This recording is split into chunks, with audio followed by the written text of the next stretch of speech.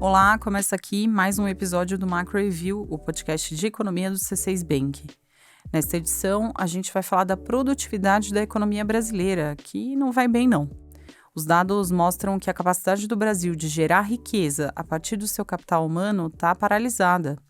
A indústria, em especial, tem encontrado dificuldade para alcançar números positivos. O que explica isso? Por que o Brasil não consegue ser mais eficiente? A gente vai responder a essas questões e vai falar também de outros 3 temas: do resultado da pesquisa industrial mensal de julho e da alta do petróleo. A gente vai ter ainda a participação da Gabriela Santos, do JP Morgan Asset Management, que vai falar da produtividade nos Estados Unidos e do desempenho do dólar nos últimos dias. Eu sou a Bianca Alvarenga. Eu sou a Nayara Fraga. Hoje é 11 de setembro de 2023. Vamos lá? De todos os deveres de casa que a economia brasileira precisa enfrentar, fazer mais com menos parece ser um dos mais difíceis. Dados recentes e passados provam isso.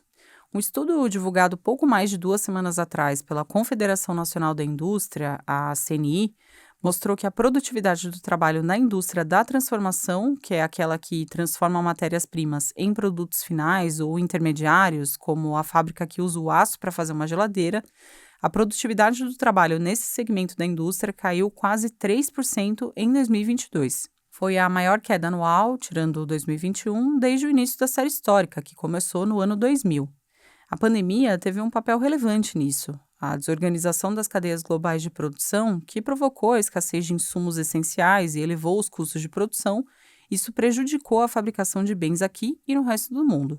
O quadro negativo, esse retrato da produtividade em queda, poderia ser um problema pontual, coisa dos últimos anos, mas não é. Faz mais de uma década que a produtividade da indústria brasileira, e não só esse segmento, é importante dizer, faz mais de uma década que a produtividade da economia está praticamente parada. Excluindo o agronegócio, que exibe aí um crescimento expressivo, a economia brasileira, como um todo, apresenta uma produtividade que pouco ou nada avança. Para a gente ter uma ideia, em 2010, o trabalhador brasileiro produzia, em média, o equivalente a R$ 35,50 por hora. Esse era o produto resultante do trabalho de uma pessoa em 2010. No ano passado, essa equação ficou bem perto disso. Em 2022, o trabalhador brasileiro produziu, em média, o equivalente a R$ 36,30 por hora. Esses dados são da FGV e eles deixam claro que a produtividade está estacionada no Brasil. Mas por quê? Por que a produtividade brasileira não evolui? As razões são velhas conhecidas nossas, ou pelo menos a maior parte delas. A primeira razão é o baixo nível educacional. Segundo dados de 2019 do Banco Mundial, o Brasil investe 6% do PIB do país em educação. Não é pouco, é um investimento, aliás, acima da média dos países da OCDE. Mas o resultado na ponta do lápis, literalmente, é ruim. O desempenho dos estudantes brasileiros em leitura, matemática e ciências é bem inferior à média da OCDE, segundo o último estudo disponível, o conhecido PISA. A história se repete quando o assunto é alfabetização. O Brasil é um dos piores quando a gente fala em alfabetização. A gente fica atrás de países como Uzbequistão e Azerbaijão. Esse dado é do Estudo Internacional de Progresso em Leitura de 2021, que comparou 43 países. Educação importa porque dificilmente vai haver um crescimento da produtividade sem a melhora da qualificação das pessoas. São os trabalhadores com boa formação, ao lado de novas tecnologias e melhorias de processo e gestão, que nos levam a uma maior eficiência, né? Uma segunda razão que explica por que a produtividade brasileira não evolui é o ambiente de negócios complexo que a gente tem no país. Aquele estudo do Banco Mundial que avalia um ambiente de negócios de 190 economias do mundo, o Doing Business, a edição mais recente desse estudo mostra que o Brasil está em 124º lugar, isso entre 190 países. O que coloca o Brasil nessa posição são as dificuldades encontradas aqui para, por exemplo, registrar propriedade, iniciar um negócio, obter permissão para a construção e dificuldade até para pagar impostos. No Brasil, o empresário gasta 1.500 horas por ano só com a tarefa de pagar impostos. Outro obstáculo para a produtividade brasileira é a nossa abertura comercial para o mundo, que não é grande. Basta ver que no quesito corrente de comércio, que é a soma das exportações e importações como percentual do PIB, nossa corrente de comércio nos deixa na posição 197 entre 216 países, segundo um levantamento de 2021 do Banco Mundial. Isso indica uma baixa abertura ao comércio internacional. Vale observar que medidas de protecionismo, como a taxação de importação, muitas vezes fazem o país se voltar para dentro e produzir localmente, mesmo sem ter o conhecimento ou ferramental necessários para tocar a produção.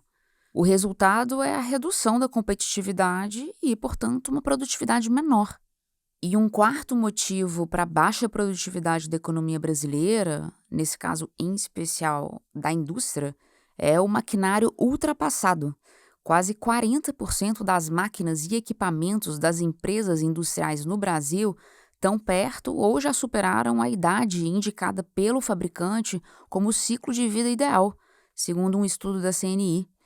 Além disso, 78% das máquinas estão tecnologicamente defasadas em relação aos modelos da indústria 4.0, que é a indústria mais moderna. Equipamentos obsoletos geram custos elevados para o empresário. E o último fator que a gente destaca aqui para justificar nossa baixa produtividade, entre vários outros que existem, são os investimentos tímidos. O Brasil investe pouco em melhorias que costumam trazer resultado no longo prazo. Quando a gente olha para a taxa de investimentos de 174 países avaliados pelo FMI entre 2010 e 2021, o Brasil aparece em 144º lugar, ou seja, na posição 144, com um montante equivalente a 18% do PIB destinado a investimentos. Quando eu falo em investimentos, eu estou falando de investir dinheiro para desenvolver os campos da educação, da infraestrutura, ciência e tecnologia e outros. Vale dizer que iniciativas recentes podem ajudar a mudar esse cenário negativo, como a reforma tributária, que promete simplificar o sistema de impostos brasileiro, e a reforma administrativa, que deve apresentar aí medidas para tornar a máquina pública mais eficiente. A questão é quanto tempo o Brasil vai levar para se tornar, de fato, um país competitivo na cena internacional. Aproveitando que você tocou no assunto da reforma tributária, Nai, eu queria só relembrar aqui que a gente publicou um episódio em julho sobre reforma tributária, que, aliás, foi até hoje o mais ouvido do nosso podcast. Então, se a simplificação do sistema de impostos no Brasil é um tema que te interessa, eu sugiro aqui que você ouça o episódio 66. O título é Reforma Tributária, por que ela importa tanto? Mudando de assunto, agora a gente fala da pesquisa industrial mensal que foi divulgada pelo IBGE na semana passada. A pesquisa industrial mensal calcula o volume de itens produzidos nas fábricas brasileiras e dá um termômetro de como está a indústria brasileira. A história da produtividade que a gente destrinchou antes aqui fala da indústria e da economia de um modo mais amplo, olhando para um recorte de tempo maior. Mas o resultado da pesquisa industrial de julho não deixa de ter relação com isso. Os dados mostram que a produção das fábricas brasileiras recuou 1,1% entre julho de 2022 e julho de 2023. Se a gente compara com junho de 2023, a atividade industrial encolheu 0,6%, em linha com a nossa projeção. O quadro é, portanto, de uma indústria com dificuldade para crescer. O segmento com pior desempenho em julho foi o de bens de capital, que engloba principalmente a produção de máquinas e equipamentos fabris. Em 12 meses, a queda acumulada desse segmento é de quase 17%. Com a taxa básica de juros da economia no nível em que ela está, que é um nível ainda alto, o custo do empresário para comprar máquinas e equipamentos fica elevado, o que reduz a demanda por esses bens.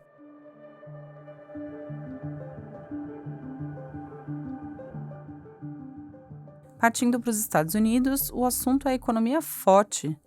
Os dados mais recentes do ISM do setor de serviços dos Estados Unidos reforçaram o diagnóstico de que a economia americana segue resiliente. O ISM é um índice de gerentes de compras que, assim como o PMI, mede as vendas, produção, compra de insumos, contratação de funcionários, entre outras coisas da indústria e no setor de serviços. A pesquisa divulgada na semana passada mostra que o ISM de serviços dos Estados Unidos subiu para 54,5 pontos em agosto, uma expansão maior do que a vista no mês anterior. Lembrando que toda vez que esse índice está acima de 50, isso indica expansão. O setor de serviços americano segue impulsionado pelo mercado de trabalho dos Estados Unidos, que está aquecido.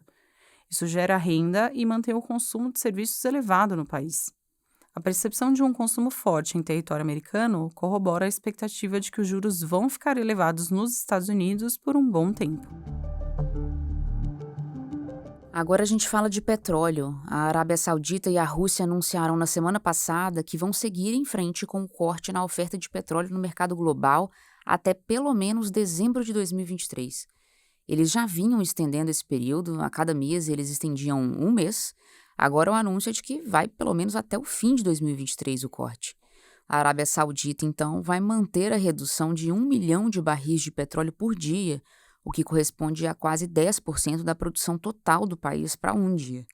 E a Rússia vai deixar de ofertar 300 mil barris por dia. Vamos lembrar que, depois dos Estados Unidos, a Arábia Saudita e a Rússia são os maiores produtores de petróleo do mundo. Então, essa é uma notícia de grande impacto. Segundo representantes dos dois países, a decisão tem como objetivo apoiar a estabilidade e o equilíbrio dos mercados petroleiros. Em outras palavras, trata-se de um esforço para evitar que os preços caiam. Isso diante de uma demanda menor por petróleo por causa do crescimento econômico mais fraco da China e da Europa. E essa decisão de corte na produção teve reflexo nos mercados. A cotação do petróleo alcançou na semana passada o maior patamar desde novembro de 2022. A gente acredita que, apesar do dólar forte e da desaceleração da economia global, o preço do petróleo pode seguir pressionado até o fim do ano por causa dessa decisão dos sauditas e dos russos de restringir o fornecimento de petróleo.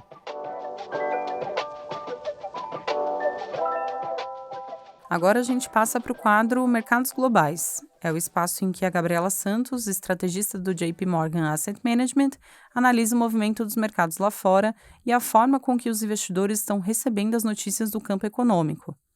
Desta vez, a Gabriela faz uma análise interessante sobre a produtividade nos Estados Unidos. A gente abriu esse episódio falando da produtividade brasileira e mostrou porque esse é um desafio tão grande para nós, né? Mas e nos Estados Unidos? Como é que anda a produtividade por lá? Direto de Nova York, a Gabriela comenta os números recentes e fala o que esperar à frente. Vamos ouvi-la. Semana passada foi uma com poucos dados econômicos relevantes, mas um interessante que saiu nos Estados Unidos foi sobre a produtividade americana no segundo trimestre, que cresceu 3,5% anualizado ou 1,3% ano contra ano. Isso é interessante porque nos últimos 15 anos a produtividade americana tem sido muito baixa, abaixo de 1%. Versus alguns países, isso pode ser um bom resultado, mas versus o histórico americano de décadas anterior, tem sido um resultado fraco. Então, é interessante que parece que a produtividade está em uma tendência de melhora. Por quê? O interessante tem sido muito investimento recente das companhias americanas, especialmente em software, e isso achamos que somente vai aumentar daqui para frente. E um item interessante que pode melhorar a produtividade americana daqui para frente é o tema de inteligência artificial. Com isso, podemos esperar um crescimento melhor nos Estados Unidos na próxima década e também menos problema de inflação.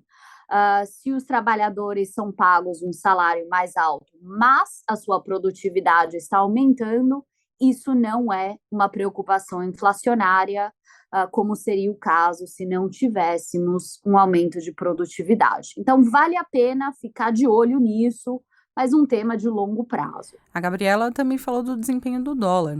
Nos últimos dias, o índice DXY, que compara o dólar a outras moedas fortes, como o euro, o iene e o franco suíço, esse índice bateu o maior patamar desde março, indicando aí um ganho de força do dólar. A Gabriela explica por que a moeda americana está ganhando força em nível global e qual a relação disso com os eventos econômicos da Europa e da China. Vamos entender. Um outro item de interesse semana passada foi a continuação do fortalecimento do dólar versus várias moedas. O dólar tem se fortalecido já faz 8 semanas, mais de 4% versus uma cesta de moedas. Isso por causa da resiliência dos dados econômicos americanos versus um pouco de decepção dos dados na Europa, na China, e também por causa da expectativa de que o Banco Central americano guarde os juros em níveis mais altos por mais tempo. Hora da nossa agenda. Eu compartilho agora os dados econômicos que nossa equipe acompanha nos próximos dias. Na terça-feira, 12 de setembro, a gente acompanha a divulgação do IPCA de agosto. A gente espera uma alta de 0,31%, impulsionada principalmente pela alta nas contas de luz. Na quarta-feira, 13 de setembro, saem os dados de inflação ao consumidor nos Estados Unidos, o CPI. Nossa expectativa é de que o núcleo da inflação americana permaneça elevado, ainda bem acima da meta do Banco Central americano. Quinta-feira, 14 de setembro, é dia de decisão de política monetária do Banco Central Europeu. A gente acredita que a autoridade monetária da zona do euro vai optar por uma pausa para observar os impactos da alta dos juros sobre a inflação. Também na quinta-feira, mas aqui no Brasil, o IBGE divulga a pesquisa mensal de serviços de julho. A gente projeta uma alta de 1,5% no volume de serviços prestados no Brasil, em relação ao mês anterior. E na sexta-feira, dia 15, sai a pesquisa mensal de comércio, a PMC. A gente espera um crescimento nas vendas de julho do varejo brasileiro. Bom, é isso, chegamos ao fim do episódio de hoje. Muito obrigada a você que ficou com a gente até aqui. Se você curtir esse episódio, deixe um comentário pra gente ou avalie o nosso programa no seu tocador de podcasts, que tal? Quantas estrelas a gente merece? Quem faz parte da equipe econômica do C6 Bank são o Felipe Salles, a Cláudia Moreno, a Cláudia Rodrigues, o Eliezer Jacob e o Felipe Mack. A produção e o roteiro são desse time todo, junto com Nayara Fraga e Bianca Alvarenga. A edição de som é da Thaís Andrea. A divulgação nas redes sociais fica com a Karina Campos e Sara Santana. Lembrando que você pode seguir o Macro Review na sua plataforma favorita de podcasts. Assim, quando a gente publicar um novo episódio, você será notificado. É bom para quem quer ficar por dentro da economia e para quem quer conhecer uma visão original dos fatos econômicos. Uma boa semana para você e até a próxima!